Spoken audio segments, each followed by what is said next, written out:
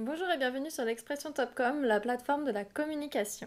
C'est l'agence AKDV qui a créé le stand de Citroën au Salon de l'Automobile. Dans un cadre faisant une grande place à la technologie, la DS et le sport automobile étaient mis à l'honneur. Pour en parler, nous recevons Julien Faux, qui est responsable événements au sein de la direction marketing et communication de Citroën. Bonjour. Bonjour. Et François Hanby, qui est directeur de création et cofondateur de l'AKDV. Bonjour. Bonjour Eve. Merci d'avoir accepté notre invitation. Donc avant de parler du salon de l'automobile, ce serait peut-être bien qu'on dise quand même quelques mots de Citroën. Citroën, marque qui a plus de 90 ans d'existence maintenant, et qui a entamé un renouveau de son image il y a maintenant un peu plus de 10 ans, mais véritablement depuis 2009, puisqu'on a changé notre logo, on a changé notre signature de marque. Vous n'imaginez pas tout ce que Citroën peut faire pour vous est devenu Creative Technology. On a changé l'architecture de nos points de vente, élément fondamental dans la transformation de l'image. Et puis, on a lancé une nouvelle gamme de produits, la ligne DS. Alors, au début avec DS3, puis maintenant avec DS4, DS5, puis DS3 Cabrio. Et la ligne DS, c'est pour nous le fer de lance de notre montée en gamme, avec des produits qui sont en termes de style, avec des choix radicaux, avec des partis pris forts, qui ne s'adressent pas à tout le monde, qui ont des aspérités différentes. Et donc voilà, donc ça c'est la marque, et le salon, les événements, le marketing accompagnent cette transformation de la marque depuis maintenant 2010, et on accélère de plus en plus pour transformer cette image. Donc le salon de l'automobile, j'imagine que c'est un moment qui est vraiment très fort pour Citroën.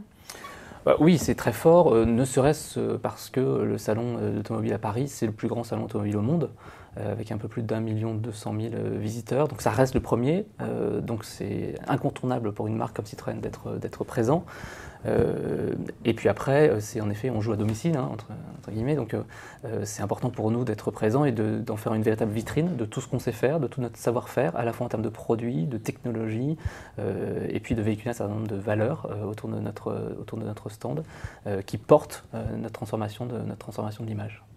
Donc justement, quelles étaient vos attentes vis-à-vis de votre stand cette année sur le salon de l'automobile ? Alors, il y a eu plusieurs objectifs de différents ordres. Le premier objectif, c'était souligner et ancrer la montée en gamme de la marque Citroën. Ça, c'était véritablement le premier défi. Je vous l'ai expliqué tout à l'heure, mais il faut que le stand accompagne cette démarche. Le deuxième objectif, c'était de prouver Creative Technology, c'est notre signature de marque, donc l'important c'est de le démontrer, et donc on avait beaucoup d'animations autour du WRC, autour de nouvelles technologies comme l'hybride sur notre stand. Ça c'était des objectifs en termes d'image, et puis après des objectifs un peu plus commerciaux, hein, puisque le salon automobile c'est aussi un endroit où on ne vend pas de voitures, mais on prend des bons de réservation. Et donc l'idée c'était évidemment de dépasser notre score de 2010 et donc de prendre un maximum de bons de réservation sur le stand qui se transforme ensuite en vente dans notre réseau. D'accord. Donc vous, à l'agence, comment ça s'est passé ? Quelles analyses vous avez menées suite au brief de Citroën ? Alors on avait un retour d'expérience du mondial de 2010, puisque nous étions déjà les designers des stands. L'agence AKDV accompagne Citroën depuis 2010. Et avant ça, nous n'avions jamais fait de stand. Nous sommes spécialistes dans le design d'enseignes, de marques, et c'est ce qui a retenu l'attention de Citroën, c'est notre aptitude à incarner les valeurs de la marque. Et l'enjeu d'un stand, c'est la première question que j'ai posée à mon client. Je lui ai dit quel est l'enjeu pour un stand au mondial. L'enjeu étant de capter au maximum le public, puisque l'enjeu premier n'est pas forcément de vendre des voitures, c'est de faire en sorte que les gens passent un bon moment, un long moment et vivent une expérience. Donc on a renouvelé cette expérience, et avec toujours en tête de faire en sorte que les gens qui mettent un pied sur le stand soient tout de suite captés, attirés par des perspectives, par des animations, par du confort perçu. Et avec dans un coin de la tête, bien sûr, cette montée en gamme de la marque Citroën en général et particulièrement du segment DS.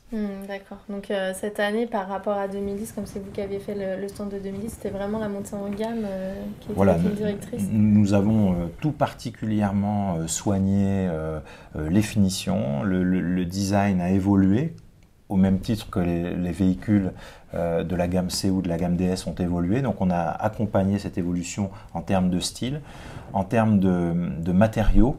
On a des intérieurs qui sont des intérieurs architecturaux qui sont gainés de cuir. On a utilisé des mouches à rabier en cristal qu'on a fait spécialement faire pour le salon. Et on a utilisé les codes qui sont les codes du premium ou du luxe qu'on a adaptés à la marque Citroën et à la marque DS. D'accord. Donc on va peut-être voir quelques visuels de ce stand et puis que vous pourriez commenter pendant qu'ils vont être diffusés. Donc ça, c'est une vue d'ensemble. Voilà, ça c'est une vision d'ensemble. Le concept d'origine, qui est toujours le même, c'est le concept de la convergence. Le claim de Citroën, c'est Creative Technology. Donc c'est la convergence, l'illustration de la convergence entre la créativité, la technologie, le travail des ingénieurs de Citroën et le travail des designers, la convergence entre Citroën et son public. Et cette convergence est traduite par cette vue d'ensemble que vous voyez. La convergence a un centre, forcément, le centre de convergence. Et au centre de la convergence, c'est souvent une world première. En l'occurrence, on était sur la présentation de numéro 9 et au-dessus de cette world première, il y a un écran géant de 10 mètres de diamètre qui est là pour créer l'attractivité au centre de cette convergence. Et de chaque côté de cette convergence, on a 2 grands anneaux que vous avez vus dans l'image précédente et ces anneaux abritent d'un côté, à droite, la DS5 hybride, qui est un des véhicules les plus attractifs de la gamme en ce moment. Et de l'autre côté, à nouveau une world première qui était DS3 Cabriolet que nous avons mis en scène. Donc tous les véhicules de la gamme DS sont présentés sur un sol noir et extrêmement confortable, une moquette très très épaisse, renforcée par une couche de 2 cm de mousse pour capter les gens. Encore une fois, les gens sur un sol confortable vont passer plus de temps. Et l'ensemble de la gamme C est présenté sur un sol blanc satiné, qui est vraiment la couleur de base de la marque Citroën, la couleur de fond, puisque Citroën accueille en son sein la gamme DS. Voilà. On va avoir peut-être quelques autres visuels. Par rapport à 2010, juste pour rajouter ce que dit François, par rapport à 2010, le vrai défi c'était ça, c'était comment on intègre au mieux la ligne DS au sein de la gamme Citroën. Vous avez bien compris qu'on est sur 2 gammes de produits différentes. Et donc l'idée c'était de dire, voilà, il faut qu'on campe des univers propres à chaque lignée. Donc la ligne DS est regroupée dans les anneaux, avec en effet un traitement de matière qui est différent. Et puis la ligne C, ou la gamme C, entoure cette ligne DS. Mais l'idée c'était vraiment ça, c'était d'intégrer au mieux ces 2 lignes de produits et qu'on n'ait pas l'impression que tout se mélange et qu'une DS5 c'est la même chose qu'une C5, ce qui n'est pas le cas dans la réalité. Qu'on a bien compris la montée en gamme, je crois qu'il y a eu aussi une grosse utilisation de technologie sur ce stand. Oui, on en voit là d'ailleurs à l'écran. Notamment le WRC qui est... Voilà, il y avait 2 enjeux sur le WRC, c'était d'utiliser l'attractivité de toutes ces victoires en rallye.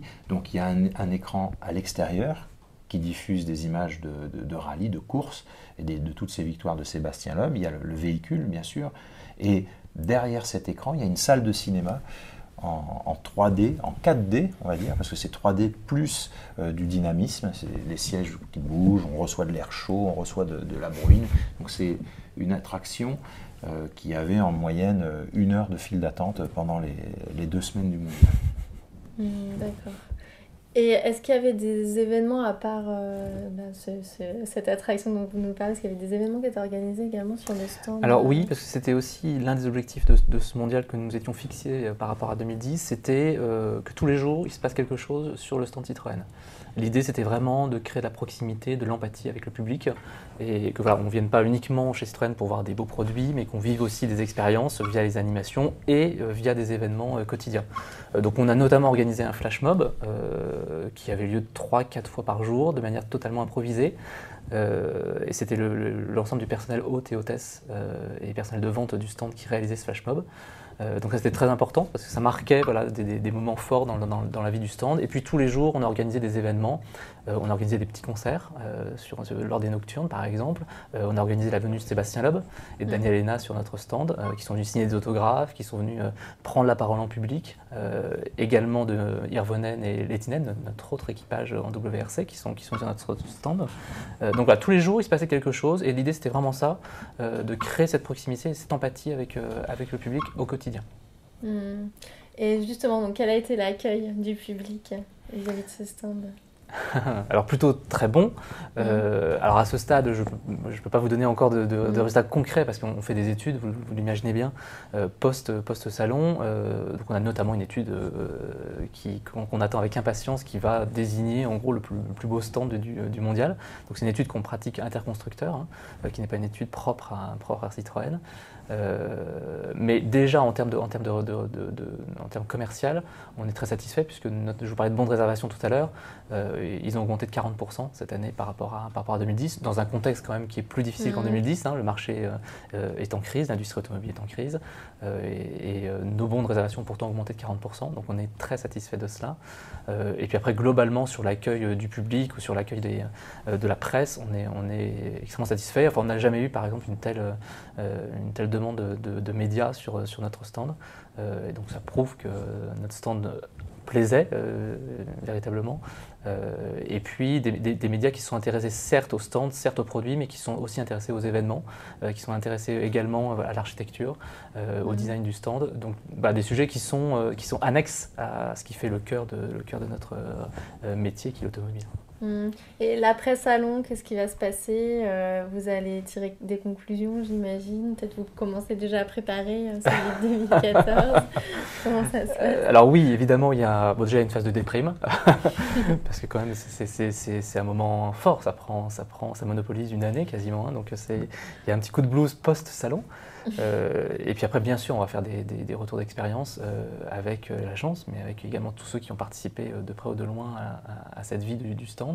Et puis on prépare les autres, surtout. Donc les stands, vous savez, il y en a à peu près tous les mois. Oui. Donc là, on prépare Genève 2013 notamment, et puis Shanghai 2013, qui pour nous est extrêmement important. D'accord, très bien. Je vous remercie d'être venu répondre à mes questions. Merci. Au revoir. Au revoir.